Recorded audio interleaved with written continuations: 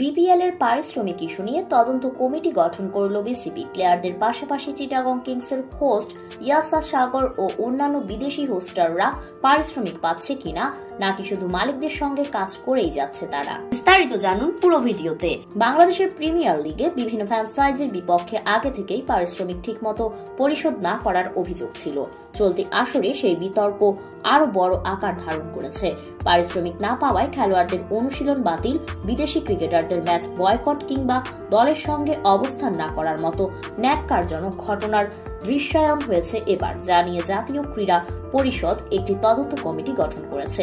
চুক্তি মোতাবেক যথাসময়ে পারিশ্রমিক পরিশোধ না করা হলে বিসিবি বিপিএল তথা দেশের সম্মানের জন্য হানিকর মর্মে প্রতীয়মান হয়। উত্থাপিত ইস্যু সমূহ যথাযথ পরীক্ষা করে খতিয়ে দেখার জন্য একটি সত্যানুসন্ধান কমিটি গঠন করা হলো। এদিকে সাধারণ সমর্থকদের মনে একটাই প্রশ্ন, আমাদের প্লেয়াররা মাঠে যেভাবে কষ্ট করে খেলে তারা যেহেতু পারিশ্রমিক সঠিকভাবেই পায় না, তাহলে তারা যে সুন্দরী মডেল আর বিদেশি হোস্ট নিয়ে এসেছে তারা কি সঠিকভাবে পারিশ্রমিক পাচ্ছে নাকি পাচ্ছে না, সেটি এখন জানার বিষয়, নাকি শুধু তাদেরকে দিয়ে কাজ করিয়ে নিচ্ছে।